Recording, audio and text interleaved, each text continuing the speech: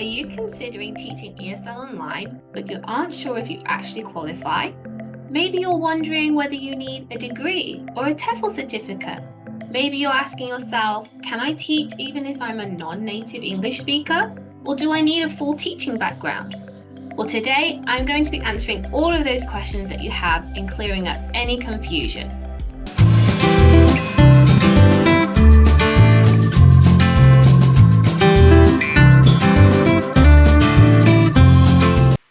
Hi, I'm Catherine, and I help people start and succeed with an online ESL teaching career, especially mums who are looking for flexible work-from-home income that fits around their families. If that sounds like you, make sure to subscribe to my channel so you can keep on learning how to get hired, build confidence teaching, and grow a sustainable career that you absolutely love. Now, in today's session, I'm going to break down the real requirements for teaching ESL online and help you understand which requirements are essential and which ones are optional, depending on the company. So by the end of the session, you'll have a clearer idea of where you stand and the next step you need to take without feeling overwhelmed. So let's make a start where lots of people have questions around qualifications. Now, most online ESL companies do require a TEFL or TESOL certification. Generally speaking, at least a minimum of 120 hours. So you might have heard of a CELTA or a DELTA certificate. These are great. They are absolutely brilliant qualifications to have, but generally speaking, you don't need one of these to teach ESL online. Completing a CELTA or a DELTA certificate is best suited to people who are wanting to teach ESL as a teacher in person for a school abroad, not for online ESL teachers. For most beginners, a basic 120-hour online TEFL or TESOL certificate is plenty to get you started. You don't need an expensive qualification. Don't go away now and spend hundreds of dollars to gain your certificate. Because at the end of the day, when you're just starting out teaching ESL online, you're only looking at less than $20 an hour. So please don't go and spend hundreds and hundreds of dollars on a TEFL certificate. Just a simple 120-hour certificate will do you just fine to get you started. And the bonus thing is, generally speaking, to get qualified, you don't even need to attend in person. The majority of certificates are available for you to study 100% online. Now, some companies, they will ask you to show your certificate at the application stage, whereas others will allow you to apply first and then complete the certificate after you're hired. Some companies even have their own in-house TEFL certificate that you can complete after you've got hired, which is a bonus. Now, next up, we have educational background. What is it that you actually need in order to teach ESL online? Well, the majority of companies do ask their teachers to have some sort of degree. But the funny thing is, you don't need a degree in education in order to be hired as an online ESL teacher. Funny, right? So your degree could be in anything. As long as you have a degree, then that's a tick in the box on your application form. If you don't have a degree, that doesn't mean it's over, you can't teach ESL online. Absolutely not. It just means you might have to go about teaching ESL online in a different way. There are some companies that don't require a degree, but if you're struggling to find one, then another option is to look at online tutoring marketplaces. These are specifically tailored towards teaching adult learners. So usually you don't need a degree because a lot of the classes that people are looking for on these marketplaces are conversational classes. So you don't need a degree for teaching on a marketplace. So that could be an option for you if you don't have a degree. Now, next up, we want to clarify whether you can teach as a non-native English speaker.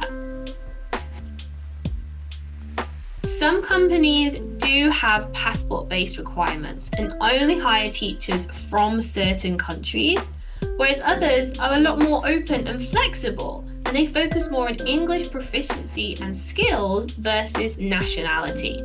So yes, in a nutshell, if you are a non-native English speaker, you can get hired as an online ESL teacher. Generally speaking, you'll be asked to demonstrate your level of English, and this is assessed during your interview and your teaching demonstration as well. A lot of the applications that I have seen who do hire non-native English speakers do expect a C1 Surfer proficiency at minimum for teaching English to other people, which you can expect that, right? So being a non-native English speaker can actually be a benefit to companies hiring because you understand what it's like to learn English yourself. You highlight the common difficulties that learners might face and how they could overcome them. So you are of great value to your students being a non-native English speaker yourself and going through the whole learning process.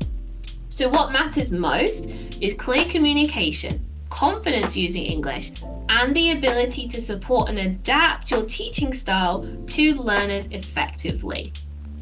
Now, beyond formal requirements, companies are also looking for certain personal skills as well. And quite often, you've probably already got these anyway without realizing it. So clear communication, we've already kind of covered. That is an essential component of being a good online ESL teacher. You need to be able to explain ideas simply and speak at a pace that the learners can follow along with.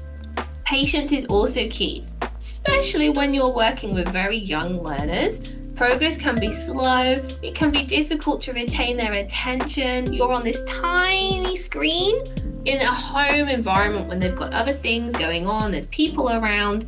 So you do need a lot of patience to be able to go through that whole class with your young students. And a lot of encouragement can make a huge difference to that interaction with your students as well. Now, reliability and professionalism go hand in hand and are highly important. Showing up on time, being prepared, following lesson guidelines is absolutely key. You don't always need previous teaching experience to get started, but companies will be very clear on their application form as to whether they expect you to have teaching experience or not, and online teaching experience as well.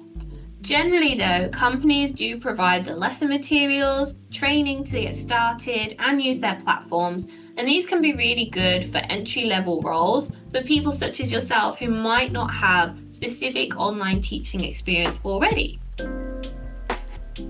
Now let's go into the tech side of teaching online. So tech is obviously quite important to have. It's how we're going to be able to teach, do our job, and connect with students all around the world. So at a very base minimum, you need a laptop or a desktop computer. Most companies do not accept teachers teaching via a tablet or phone. You need a device that is stable throughout all of your classes. So generally, it's expected that you'll have a laptop or desktop computer to rely on. A stable internet connection is essential, so I highly recommend, if you don't have already, to invest in an Ethernet cable. So this is just a really big cable that connects from your Wi-Fi box to your computer. So it gives you a stronger connection. Also be expected to teach with a headset that includes a microphone so students can hear you clearly and you can hear them clearly as well. Now, most computers do have a built-in webcam, and although the quality isn't best when compared with an external webcam, they're usually fine for when you're just getting started out. What's something to note is that you don't need to go out and spend hundreds of dollars again on new upgraded technology. As long as you've got the bare minimum and it's going to get you through the application process, you're able to teach fine and professionally, then that's great. You can always upgrade at a later date when you have the finances to do that. So things like an external webcam, a ring light for lighting in your classroom, maybe a second screen if you're juggling different things within your lessons and resources. These are things that are brilliant and great setup for you, but they can wait for later down the line until you're earning some money. Now, before we finish up today, let's just clear some of the few common misconceptions. So number one, you don't need to be a qualified school teacher. Most of the time, in a beginner entry position, you don't even need teaching experience with kids or adults if you're going down that path. What's important is that your personality shines through, you've prepared for your demo lesson in your interview, and you can demonstrate teaching skills within that session. So you don't need to be a professional teacher. You don't need years of classroom experience. Again, companies are looking at how you teach. How will you approach their lesson materials? What will you do to extend and support your student in the classroom? Are you patient? Do you have a reward system for young learners to retain their attention in class? So it's not necessary for you to have classroom experience in a beginner position online. That's the point of the beginner position, right? You're gaining experience so that you can move further up, getting better pay, and maybe even eventually go freelance yourself. You don't need a perfect accent or flawless grammar. We're all human, we all make mistakes, and companies know that, okay? What's important is that you're professional, you show up on time, you do the prep work, and that your English level is sufficient enough to teach another person. Now, last but not least, you don't need expensive home office setup. Make sure you've got a device to teach on, laptop or computer. Make sure that it has a webcam that is functioning and works and that people can see you clearly. Do you have a headset with a microphone? Are you connected to the internet and there's a strong connection? Brilliant, you're good to go. You do not need any of the extra equipment that we might have mentioned. These are great bonus things for later down the line once you're earning money and you might like to invest in a better, more professional setup. So, once we've understood the requirements, the next step is then figuring out which companies match your situation based on your qualifications, your experience, and your availability. So if you're ready to now explore your options, you can access my free mini ESL teacher toolkit using the link in the description. Inside here, you'll find an online ESL job board spreadsheet that's constantly updated with new companies hiring all the time. And it can help you find a company that suits what you have and what you're looking for, and then you can apply with confidence.